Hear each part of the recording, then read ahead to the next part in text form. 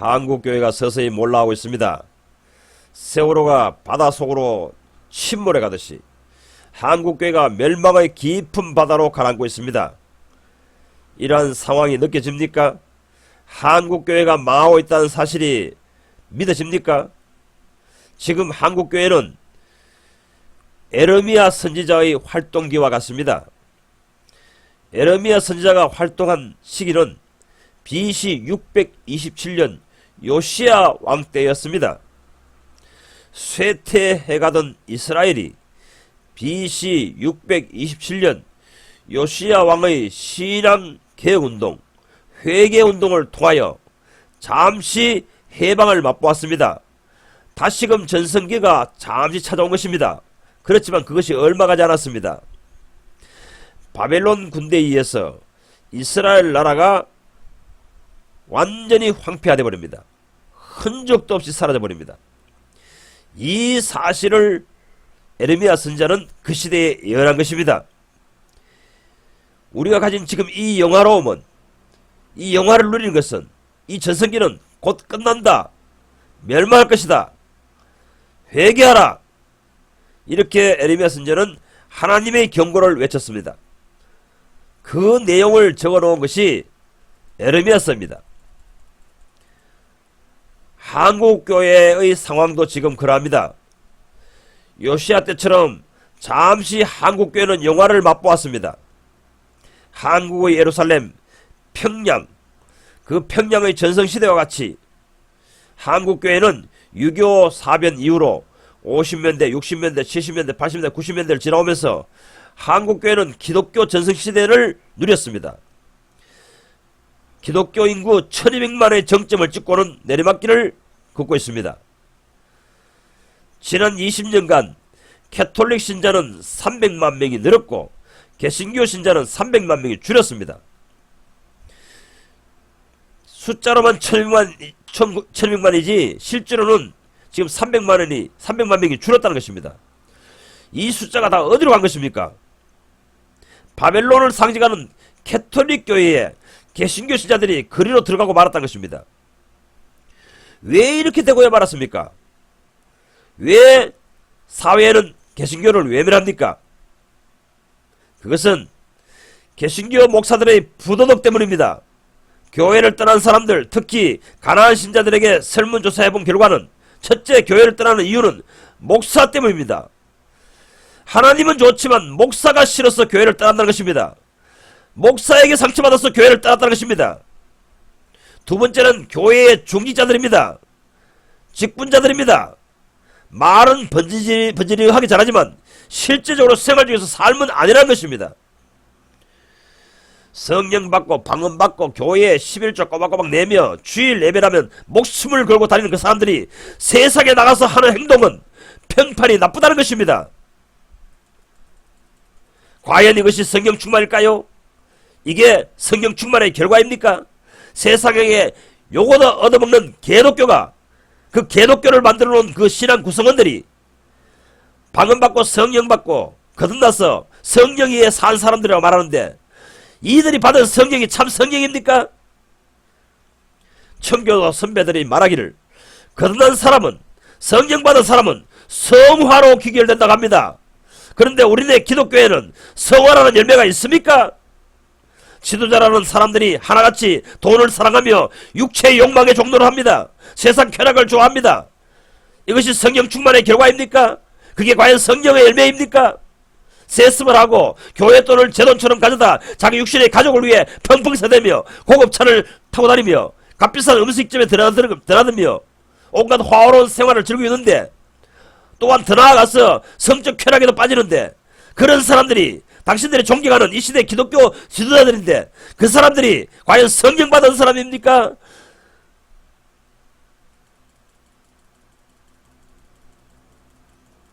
(70년대) 이후로 교회가 급격히 부흥하자 성자들은 돈방석에 앉았습니다. 돈이 있어서 재벌이 되자, 이 재벌이 되고 나면, 인간이 돈이 많으면 어떤 국리를 합니까? 무슨 생각합니까? 바로 쾌락입니다. 이 땅에서 명예를 얻고 명성을 얻고 유명해지고 쾌락을 누리고 살기를 원한다는 것입니다. 그래서 이 방언 성령운동 하던 부흥사 대형교회 목사들 어느 누구 하나도 이 성범죄 돈 문제에서 자유로울 수가 없습니다. 여러분 뭐 총회장 무슨 교회에서 갖고 있는 감투회장 뭐 한기총 회장 이런 것들 자리 얻으려면 돈을 얼마나 뿌리는지 아십니까? 국회의원 선거보다 더합니다. 뒤에서 돈 뿌리는 작태들이. 이 시대의 개신교는 방언 성령 운동으로 인해 교인 숫자가 폭발적으로 불어났습니다. 수십년 전부터 교회만 데리고 오면 어찌하든지 방언 성령을 체험하게 하도록 유도합니다. 그러면 성령 받았다 하고 하나님을 만났다 하며 하나님의 살아계심을 자동적으로 믿게 되었다 이렇게 선언하고 열심으로 충성하는 일꾼이 됩니다. 그 방언 성령 체험을 기반으로 여러가지 은사들을 점차적으로 경험하게 됩니다. 신유, 기름 부음, 각종 기적들, 입신, 예언 이런 것들을 날로 체험하게 됩니다. 그런데 그러한 능력, 기름 부음, 체험 충만한 사람들이 세상에 나가서 하는 행동은 비난받는 그리스도인이란 말입니다. 목사들, 교회 지도자들은 너도 나도 기도원 올라가서 방언 달라, 능력 달라 부르짖고 금식기도 합니다. 그래서 자기도 이제 그런 능력 받아서 내려오면은 신비한 기적과 능력을 행하는 목사가 되어 온 세상에 선전하고 다닙니다. 그러다 보니 그 교회에 선전된 교회들은 사람들이 몰려오기 시작합니다. 이걸 부흥이라고 얘기합니다. 이러한 부흥의 첫 테이프를 끄는 사람이 조영기 목사입니다. 조영기 목사는 별로 알려지지도 않은 군소교단인데도 10만, 20만, 30만, 40만, 50만, 60만, 70만이 되자 온 한국 기독교가 놀라 자빠지게 된 것입니다.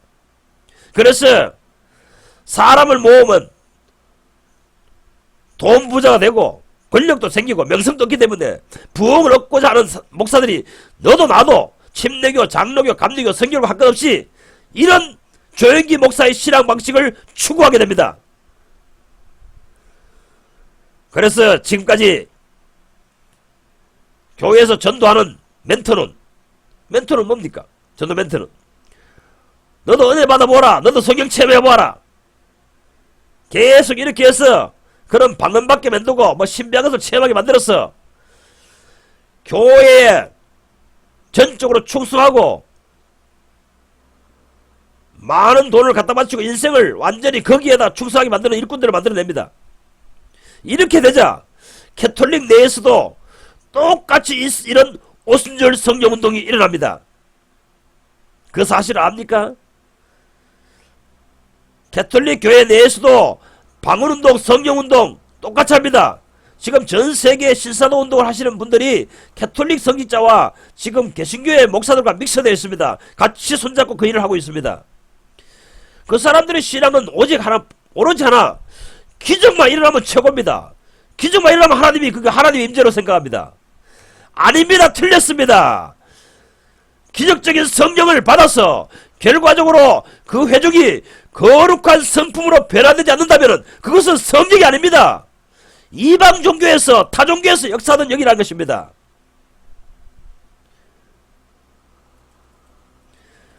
왜 우리가 개신교회가 캐톨릭 교회에다가 지금 교인들을 다 빼앗기고 있습니까? 캐톨릭 교회도 우리가 하는 똑같은 오순절 성령 체험 방언 그런 운동합니다. 그들이 수도원에서 그들이 집회에서 합니다. 그리고 또 성경을 가지고 구원의 확신을 심습니다. 또한 성령론 강의도 잘합니다. 교회론 강의도 잘합니다.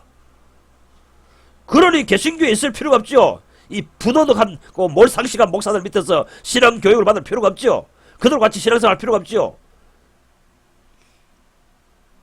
그러니 모두 천주교에 몰려가는 것입니다.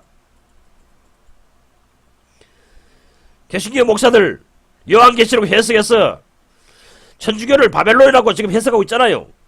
그러나 그 바벨론에 한 천주교 신자, 천주교 신부보다 개신교 목사들이 더 비윤리적이고 비도덕적이잖아요. 이 점에서 하나님께서 이 개신교 신앙을 수술해야 되지 않겠습니까? 징계를 내렸어야 되지 않겠습니까? 중세의 교회사를 고찰해 보십시오. 순교적 신앙을 보십시오. 캐톨릭 신앙인들 하겠어. 너희들은 가짜야. 비윤리적이고 비도덕적이야. 하나님 말씀대로 살지 않아. 천국 가기에 역부족이야. 당신들은 천국 못 가. 이렇게 외치자 그들을 박해하고 잡아 죽었습니다. 그럼 지금 개신교 목사들, 개신교 신앙인들이 천주교인들 향해서 그렇게 말할 수 있습니까? 나는 당신들보다 행실이 나아. 온 사회가 우리를 그렇게 평가하고 있어. 당신들은 천국에 합당한 사람들 아니야. 하나님의 백성 아니야. 거룩한 하나님의 백성이 아니야. 이렇게 말할 수 있습니까? 신앙을 고쳐야 됩니다. 회개해야 됩니다.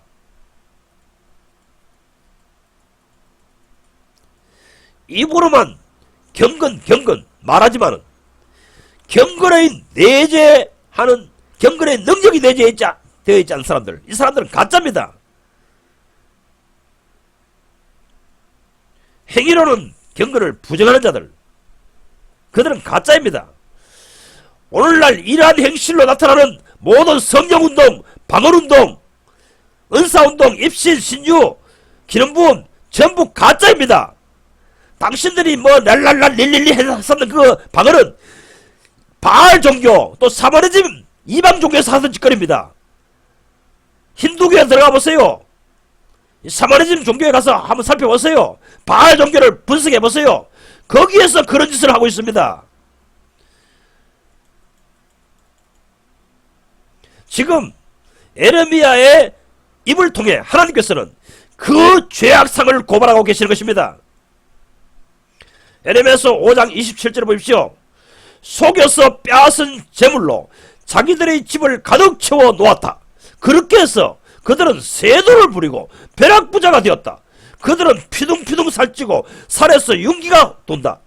악한 짓은 어느 하나 못하는 것이 없고 자기 이성만 채운다. 이 사람들이 바로 오늘날 현대교회 목사들 아닙니까? 오늘날 목사들은, 개신교 목사들은 악한 짓거리는 어느 하나 못하는 것이 없습니다. 돈도 생기고 세도도 생겼습니다. 벼락부자가 되었습니다.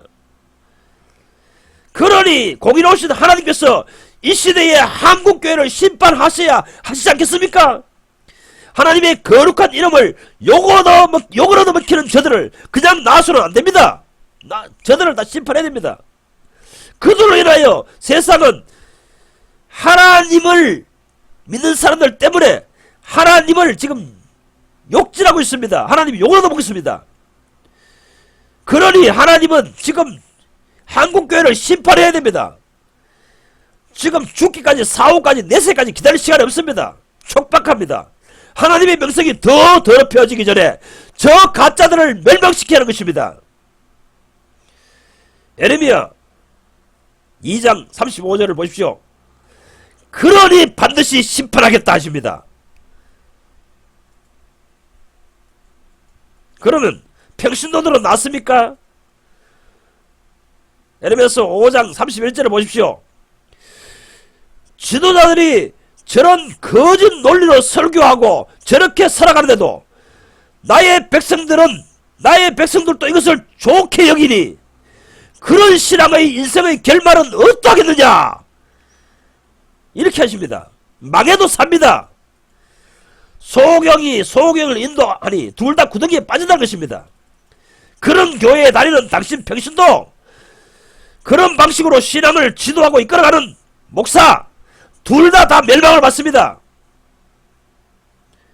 왜 이런 거짓 설교, 성화에 기반을 두지 아니한 성령운동, 성화에 목적을 두지 아니한 신앙의 가르침을 잘못된 것인 줄도 알면서도, 양심적으로 느끼면서도 왜 민중들은 좋아할까요? 왜 그런 목사들을 추종할까요? 그런 설교를 들으면 기분이 좋아진다는 것입니다. 마음의 안정을 얻는다는 것입니다. 본래 하나님의 선지자의 소리는 인간의 마음속을 헤집어 놓습니다. 죄악상을 들춰내어 불안감에 휩싸이게 합니다. 돌이키지 아니하고는 도저히 불안해서 못 살게 만듭니다. 이런 감정에 빠집니다. 오순절 날 사도들의 설교를 들은 청중의 반응은 어떠합니까? 부형들이여 어찌할꼬 어찌해야 되겠습니까? 어찌하면 이 상황에서 제가 벗어날 수 있겠습니까? 이렇게 절규하게 되는 것입니다. 여러분, 불보듯이 뻔합니다. 이대로 이렇게 살다간 하나님의 불이 자기 인생들을 다 태워버립니다. 하나님이 내가 지금 이렇게 살고 있다면은, 지금 현재 이렇게 살고 있는 모습을 하나님께서 아신다면은, 그 하나님이 진짜 살아계신다면은 불으로 내려셔가지고 나를 완전히 소각시켜 버렸을 것 같은 그런 느낌이 들게 한다는 것입니다. 쫄아든 에드워드가 이 하나님의 설교를 하게 될 때에 사람들은 천장이 무너져서 이 예배당이 완전히 폭삭 무너져서 모두 깔려 죽을 것 같은 불안감에서 기둥 밑으로, 의자 밑으로 막 숨었다 했습니다. 이것이 하나님의 입술에서부터 나오는 설교입니다. 하나님의 말씀입니다. 오늘날 목사들은 어떻습니까? 이런 설교를 합니까? 할 수 있습니까? 오늘날 교인들이 어느 목사님 설교 듣고 은혜받았다, 이런 의미는 어떤 의미입니까? 불안한 마음을 안돈시켜줬다는 것입니다. 불안전한 마음, 흔들리는 마음을 안정시켜줬다는 것입니다. 천국 가기에 역부족이어서 하나님이 그의 양심 속에 성령으로 계속해서 촉구하고 때려치는데, 목사들은 여러분 예수 믿었으니까 천국 갑니다, 내가 적극적으로 보증하겠습니다, 내가 확실하게 보증합니다, 이런 설교를 해대고 있습니다. 계속하여 신자들의 깊은 양심 속에서 너 그렇게 살면 하나님의 진노받아, 이렇게 성령께서 질책하시건만 목사들은 괜찮아요, 그 정도면 예수 잘 믿어요, 당신뿐 아니라 나도, 저 권사도, 저 장로도, 어느 목사도 그렇게 잘 믿어요, 그런 게 좋은 신앙이에요, 이렇게 불안한 심정과 감정을 잠재워주는 말을 던지는 것입니다. 그래도 하나님이 당신을 보호하십니다, 축복하십니다, 이런 설교만 계속 해낸다는 것입니다. 그런 설교를 들으려고, 위로하는 말씀을 들으려고, 마음에 평강을 주는 설교 들으려고, 그런 설교를 들으려고 사람들은 구름대 같이 그런 교회들을 몰려들어갑니다. 예수를 입으로 시인하고 영접했기 때문에, 영접하였으니 당신은 이제 복받을 이만 남았다, 하나님의 자녀다, 이런 논리로 설교해야 됩니다. 틀렸습니다. 가짜들입니다. 지옥 갑니다. 진심으로 마음으로 내가 주님을 믿었는지 영접했는지 섬겼는지 하나님께서 아십니다. 하나님께서 내가 나의 진심으로 믿는 아들이다, 믿는 자다 인정해 주셔야 되지. 목사와 교인들이, 주변 교인들이 나를 갖다가, 먼저 믿은 교인들이 나를 갖다가 뭐 하나님만 보시기에 뭐 좋은 신자다 인정하면 뭐합니까? 다 소용없는 짓입니다. 에레미야서 2장 35절을 보세요. 그러나 너는 말하기를 나는 무죄하니 하나님의 진노가 참으로 내게서 물러갔다. 이렇게 마음을 품고 너 자신이 하는 말이 난 죄를 범하지 않았다 라고 하기 때문에 내가 그것 때문에 너를 심판하리라 하십니다. 자기는요 하나님의 진노가 물러간 사람이래요. 하나님께 심판받지 않는 사람이래요. 그러면서 계속 죄를 범하고 있어요. 그러면서도 나는 죄를 범하지 않았다, 심판받을 죄가 없다, 이렇게 주장하고 다닌답니다. 그 말 때문에, 그런 마음을 품고 살아가기 때문에 내가 너를 심판하리라, 이렇게 에레미야서 2장 35절에 하나님께서는 말씀하고 계시는 것입니다. 넌 왜 계속 죄를 범하고 있느냐 하시는데, 그는 말하기를, 신자들은 말하기를 죄 없습니다, 나는 죄 안 짓고 삽니다, 내 눈을 보기에는 죄 같은 거 없습니다. 그런 어둠에 빠져서 죄를 죄로 여기지 않고 자기가 죄인인데도 죄를 짓고 사는데도 죄인으로 인정하지 않는 사람들, 그런 놈들이 괘씸해서 반드시 심판하시리라. 그 심판이 바로 바벨론 군대가 쳐들어온 것입니다. 난 무죄하니 죄가 없다, 그러므로 하나님의 진노가 참으로 내게서 물러갔다 선언하고 다닌답니다. 이제 하나님의 진노는 내 영혼에는 없다. 나는 진노하심을 멸하였다. 이런 소리를 치고 돌아다니는 것입니다. 이런 사고방식으로 사는 기독교인들을 심판하시려고 하나님께서 이 시대에 교회 박해시대 좌파 정권을 일으켜서 교회를 박살내려고 하는 것입니다. 내 영혼이 잘된 것 같이 내가 범사에 잘되고 어쩌고 저쩌고 이런 설교를 합니다. 당신 영혼이 아직 잘되지도 않았어요. 그대로 그렇게 살면은 교회당에 다닌다 하고 예수를 믿었다 하지만 지옥 가요. 그런 방언 받고 성령 받고 하지만은 그런 행실은 저 이방 종교에서 하는 행실이에요. 영혼이 잘되지도 않았어요. 그런데 그런 영혼을 향해서 내 영혼이 잘되었으니 네가 범사에 잘되고 강단하리라 이런 설교를 해냅니다. 이런 기독교를 하나님께서 심판하셔야 하지 않겠습니까? 죽을 때까지 내버려 둬야 되겠습니까?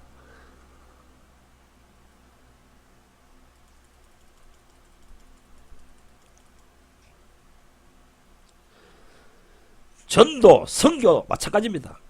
나는 구원받았다는 거예요. 나는 이제 천국 갈 사람이 되었다는 거예요. 그래서 만날 앉아가지고 예배 나가서 기도하는 게 하나님 한 사람이라도 전도하게 해주시옵소서. 불쌍한 이방인들을 구원하게 해주시옵소서. 저 외국가하고 선교하게 해주시옵소서. 선교사를 돕게 하소서. 전도에 힘쓰게 하소서. 이 지랄을 하고 있다는 겁니다. 하나님께서 보실 때는 너가 구원받아야 할 대상이고 너가 회개하고 구원받아야 할 대상이라고 말씀하시는데 그들은 자기 착각에 빠졌어. 자기 망상에 빠졌어. 주여 저들이 구원받아야 됩니다. 나는 구원받았습니다. 이런 망상에 빠져서 지내고 있다는 겁니다. 온 세계에 돌아다니면서 전도하면 뭐합니까? 온 나라에 다니면서 선교하러 다니면 뭐합니까? 자기 영혼도 구원받지 못한 사람이 자기 영혼이 회개하고 구원을 받아야 되는데 다른 사람 보고 구원받으라고 외치고 있습니다. 요한의 거듭나기 전에 그런 사람이 아니었습니까? 거듭나지도 않은 사람이 신대륙에 가서 구원받으십시오. 거듭나십시오. 죄사함 받으십시오. 하나님께 돌아오십시오. 이 지랄하고 있는 것입니다. 이것이 오늘날 현대 기독교의 것입니다. 누가복음 17장에 바리새인과 세리의 기도를 들어보십시오. 세리는 뭐라고 기도합니까? 저는 저 사람과 같지 아니합니다. 저 사람처럼 그렇게 살지도 않습니다. 주여 저 사람을 긍휼히 여기소서. 저는 저 세리와 같지 않습니다. 이렇게 기도합니다. 아니 하나님의 시각에서 볼 때는 실제로 누가 긍휼히 여김을 받아야 할 사람이고 누가 죄 사함을 받아야 할 사람이고 누가 자기 죄를 강구해야 될 사람입니까? 회개해야 될 사람입니까? 그 바리새인입니다. 이사야서 65장 5절에도 이런 사람이 나타납니다. 나는 너보다 거룩하니 나를 너 같은 사람으로 동료 취급하지 말라 이런 말합니다. 아니 하나님이 의롭다 하시는 사람이 의로운 게지 자기 스스로 의롭다 여기면 의로운 게입니까? 예배당 밖에 있는 사람이 구원받아야 할 사람처럼 당신은 보이죠? 하나님께서는 당신이 구원받아야 하고 당신이 회개해야 될 사람이고 당신이 위험한 수위에 위험한 지경에 빠져 있습니다. 당신의 영혼이. 그래서 예레미야 3장 13절에서 깨달아라. 다만 너의 죄를 깨달아라 하십니다. 하나님께서 보시기에 하나님의 미워하시는 짓을 항상 하고 있는데도 자신은 그런 죄를 짓고 있는지를 깨닫지 못하고 있다는 것입니다. 이 사실에 대해서 예레미야 선지자는 예레미야 예가 2장 14절에 밝히 보여주십니다. 내 선지자들이 내게 대하여 헛되고 어리석은 묵시를 보았으므로 내 죄악을 드러내어서 돌이키지 못하였도다. 그들이 거짓 경고와 미혹할 것만 보았도다 합니다. 선지자가 곁에 있으면 뭐합니까? 헛되고 어리석은 묵시만 보았답니다. 실체를 보지 못했습니다. 지금 바벨론의 포로 잡혀서 멸망합니다. 그러면 죄를 짓고 있기에 하나님의 이런 징계가 오는 것입니다. 그 죄가 무엇인지 그걸 드러내서 내 죄악을 드러내서 돌이키게 해야 되는데 이 거짓 선자들은 그걸 돌이키게 하지 못했던 것입니다. 지금 코로나 사태가 오고 교회의 예배 중지를 명령하고 교회를 탄압하는 그 근본적인 원인이 무엇입니까? 우리가 하나님 앞에 죄를 지었다는 것입니다. 우리의 죄가 무엇인지 백성을 깨닫게 해야 되는데 그것을 회개하고 하나님께 나와야 되는데 그 죄가 무엇인지 우리가 지은 죄가 무엇인지를 밝혀주지는 못할 망정 뭐라고 말합니까? 그 당시에 에르미야 시대 때의 모든 선자들처럼 좌파 정부가 이유 없이 우리를 박해한다고 합니다. 그렇게 해석합니다. 에레미야서 4장 18절에서는 너희의 모든 길과 행실이 너희에게 이런 재앙을 불러왔다. 바로 너희의 죄악 때문이라 합니다. 우리 하나님께 죄를 지었기 때문에 코로나 사태를 일으켜 우리를 지금 징벌하고 계시는 것입니다.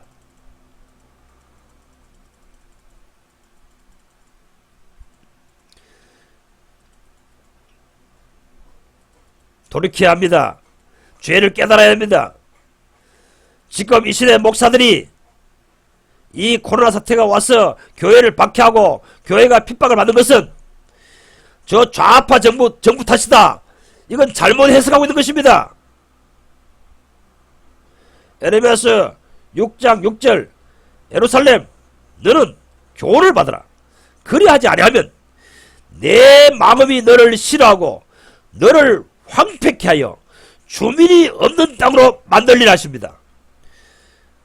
하나님이 징계하셨는데도 그 징계하신 이유 무슨 죄 때문인지 알지 못하고 그것에 깨닫게 하지 못한다면 선자들이 깨우쳐서 밝게 드러내어서 그 죄에서 돌이키게 하지 못한다면 황폐케 되버리고 주민이 없는 땅으로 만들어버리라 이랬습니다. 한국교회 완전히 박살납니다. 교인 숫자 우수수수가 다 떨어질 겁니다. 에레미야서 3장 39절 이하해 보십시오. 살아있는 사람은 자기 죄들 때문에 벌을 받나니 어찌 원망하랴.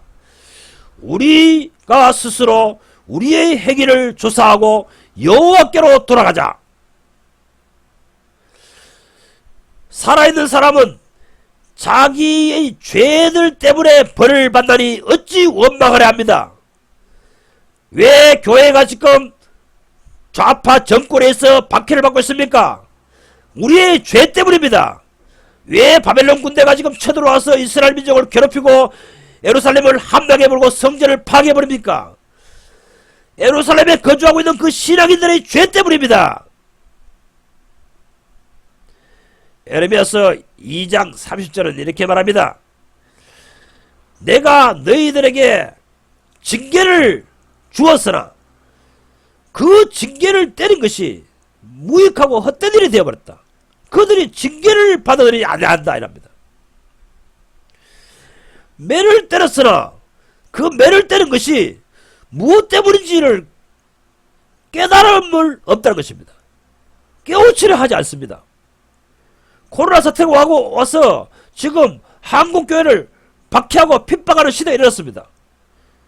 그것이 주님께서 회개하라고 외치는 책망이고 경고인데도 자기들의 죄는 회개하기는커녕 저 좌파 정부 때문이다. 저 바벨론 때문이다. 바벨론이 강해서 그렇다. 데모하자, 투쟁하자 이런 짓을 하고 있는 것이 그쪽으로 민심을 몰아가고 있는 것이 거짓 선자들인 것입니다. 눈먼 소경인 지도자들인 것입니다.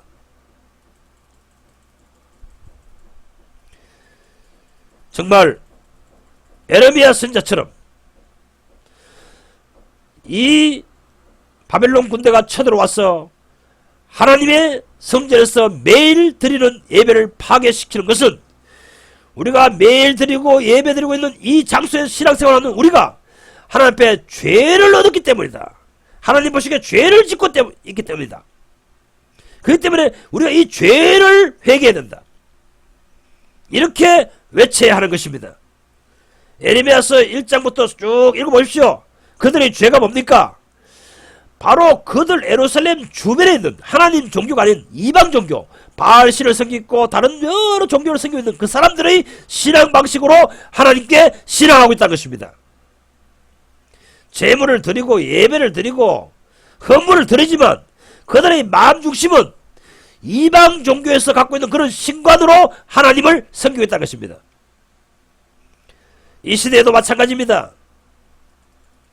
이 시대의 기독교인들, 타종교에 이방 종교에 갖고 있는 샤머니즘 또는 이방 종교에서 갖고 있는 축복관, 이방 종교에서 갖고 있는 수호신, 그런 관념으로 하나님을 섬깁니다. 내 삶을 보호해 주시고 뭐 물질 축복을 많이 해주시고 내 인생을 보호해 주시고 내가 육신의 야망에 갖고 있는 성공을 정착해 주시고 그런 하나님을 섬깁니다. 이 시대 목사들이요, 눈이 있으면 뭐합니까? 영적 세계, 하나님의 세계를, 정신적인 세계, 사탄의 세계를 전혀 읽어내지 못하는 감긴 눈을 가진 사람들. 하나님이 우리의 죄 때문에, 한국교회의 죄 때문에 지금 심판하고 계십니다. 그 에레미야 시대 때에 하나님의 백성들의 죄와 같이 우리 지금 한국교회의 죄는 무엇입니까? 죄는 두 가지입니다. 하나는 이방 종교와 같은 그런 신앙 행습을 하고 있다는 것입니다. 다른 하나는 메시아가 오시기 전에 구약시대 신앙인으로 살고 있다는 것입니다. 목사를 제사장으로 여기고 건물을 성전이라고 생각하고 건물을 성전이라고 고치시기야 거기에다가 성전을 중심으로 많이 갖다 바치고 더 많은 헌신을 함으로 교회당에 돈이 많이 들어오면은 목사는 주머니가 배불리지므로 그런 설교를 해대고 있습니다. 구약 종교 방식, 예수가 메시아로 오시기 이전의 신앙 방식을 가르치고 있고 이방 종교의 신앙, 그러한 신앙으로 가르쳐가지고 지금 교인들을 목양하고 자기 수하에 두고 있는 것입니다. 여러분, 에레미야처럼 영적 눈이 열린 자가 되어야 됩니다. 이 시대의 죄를 바로 깨달아 백성들에게 그 죄를 회개하라고 촉구해야 됩니다. 그러면은 눈이 감긴 자들은 어떻습니까? 눈이 감긴 자의 대표적인 사람이 누구입니까? 에레미야 시대 때의 마지막 통치자는 히드기야입니다. 히드기야가 어떻게 됩니까? 그 당시에 그 많은 선자들, 그 많은 제사장들, 그들의 조언대로 그들이 똘똘 뭉쳐서 바벨론 군대와 투쟁을 했습니다.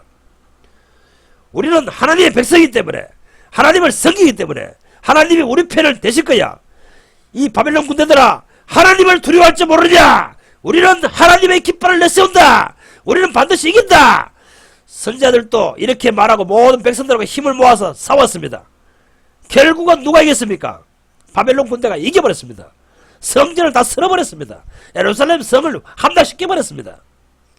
그러니까 그렇게 믿던 사람이 시드기야 왕이 야밤 도주하여 도망갑니다. 바벨론 특수대가 따라붙입니다. 잡았습니다. 잡아서 모가지를 잡고 끌고 와가지고 대가리를 쭉 밟아버리고 그 다음에 눈가리를 두 개 빼버립니다. 그리고 포스로 묶어가지고 바벨론 끌고 와버립니다. 감옥에 가다 버립니다. 무엇을 시사하고 있습니까? 그러면 눈깔이 있으면 뭐합니까? 있으나 말아 눈이라 이겁니다. 그래서 눈을 빼버린 것입니다. 하나님께서 시키신 것입니다. 오늘날 목사들 선지자적인 영화를 가진 것처럼 좌파 정권을 위해서 투쟁합시다. 소리치는 목사들, 하나님께서 보실 때는 그 눈깔을 빼려버린다는 것입니다. 눈깔을 빼려버린다는 것은 뭘 말하는 것입니까? 하나님의 세계를 보지 못함으로 그런 신앙생활을 하다가 니는 평생 백성들을, 하나님 백성들을 그릇된 목표를 향해서 방향성을 지시하다가 그런 백성들 입고 살다가 사후에 하나님께서 심판하십니다. 너는 평생 거짓 선자 노릇하다가 이 나라에 왔구나. 바로 판결하여서 내가 도무지 너를 모르겠다 하여서 지옥불에 던져버리는 것입니다. 지옥의 감옥에 영원히 가다버린다는 것입니다. 여러분, 에레미야와 같은 신앙이 되십시오. 눈을 뜬 자가 되십시오. 무엇 때문에 지금 제도권 기독교에, 한국교회에 이러한 박해받는 시대가 오게 되었는지 하나님의 심판을 직시하십시오. 회개하십시오. 이방 종교처럼 믿는 신앙, 예수님이 오시기 전에 율법 종교, 유대 종교처럼 믿는 신앙, 그 죄를 회개하고 돌이키고 고치십시오. 벗어나 주십시오. 새 언약 안으로 들어오십시오. 지금은 새 언약의 시대입니다. 그렇게 된다면 비록 온 세상이 다 바벨론 군대에 붙잡혀 갔을지라도 여러분을 의식 깬 자를 다니엘처럼 대우하실 것입니다. 다니엘과 그 친구들을 보십시오. 비록 온 세상의 신앙인들은 바벨론의 포로에 붙잡혀 가 있지만 하나님은 그들을 함께 하셨습니다. 역사를 알고 역사에 대처하는 신앙인으로 그들을 날마다 보호하시고 이끌어 가셨습니다. 하나님께 그렇게 대우받는 신앙인이 되십시오.